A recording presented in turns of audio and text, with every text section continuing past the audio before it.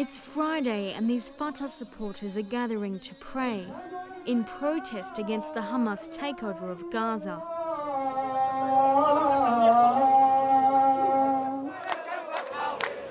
The event soon turns into a large anti-Hamas demonstration.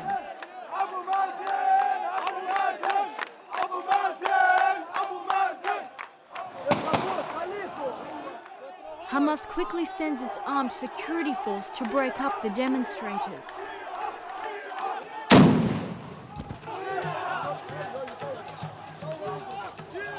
Later that day, while they thought journalists weren't looking, Hamas proceeded to beat and arrest a large number of Fatah supporters.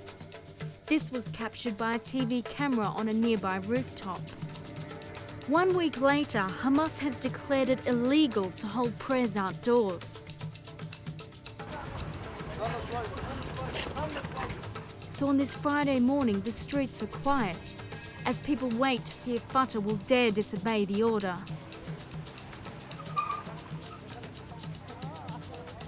Hamas is clearly preparing for a fight.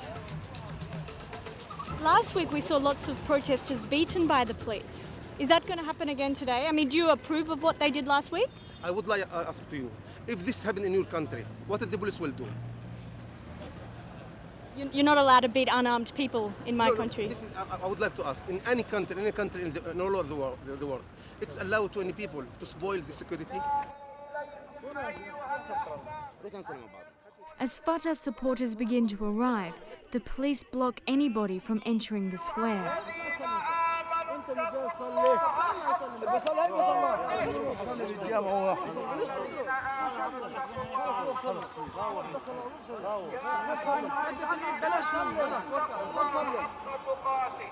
Anyone who wants to argue is quickly shoved into a waiting car and driven away.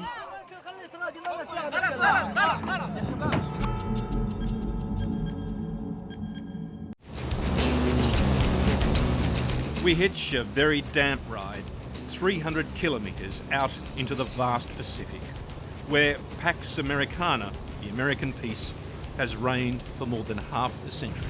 We're about to land on the most potent symbol of American power. You're going from about 120 to 0 in about a second and a half or two. Delivered into the strange, hazardous world of a nuclear-powered aircraft carrier, the USS John C. Stennis. No one on this carrier will openly discuss it, but the US is deeply concerned by events a few hours flying time over the horizon. China is undergoing a huge military modernization program, challenging America's absolute control of these sea lanes.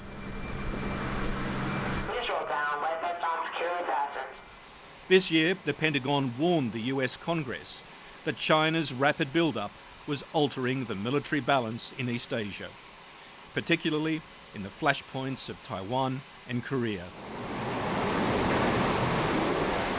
America's response, this war game, codenamed Valiant Shield, bringing together the Stennis and 2 other aircraft carrier strike groups, 30 ships in all.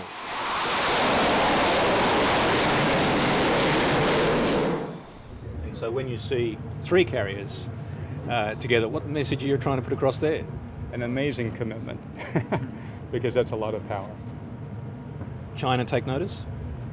I suspect so. There are 3 very good reasons why Portugal is leading the world in adopting renewable energy.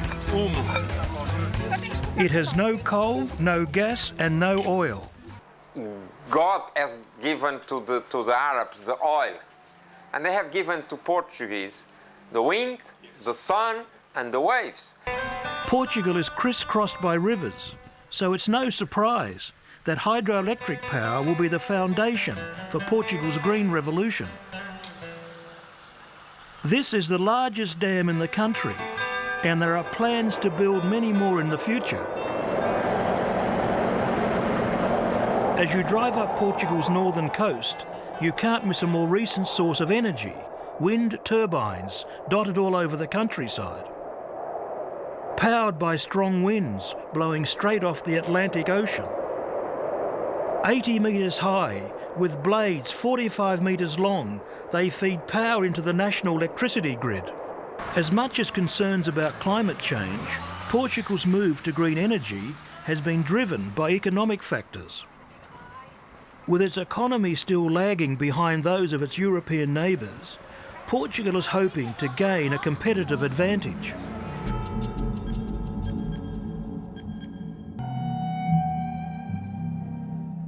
At first glance, there's really nothing to dispel Chile's socially conservative image.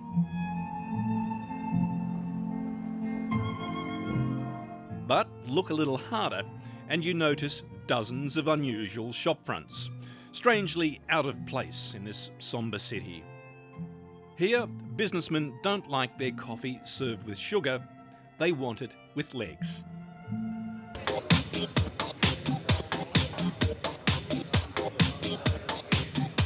And the place for that morning caffeine hit is a new Chilean institution, the Café con Piernas, meaning coffee with legs.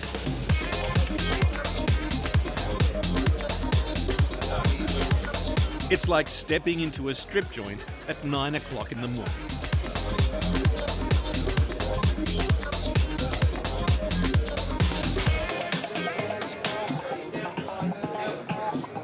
Unashamedly sexist and exploitative. What sort of guys go in there? All kinds of guys. It could be my son or it could be my grandfather. It's that big range of men, yeah. And according to financial advisor and customer Patricio Fuentes, Chilean men love it. Why do you come to Coffee with Legs? Because you have a very nice view here, and also you can talk with your friends without almost everything here.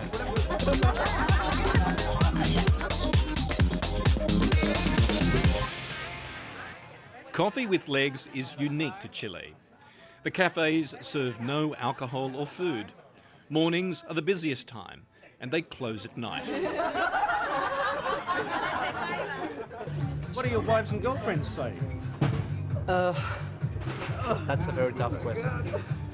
What's the answer?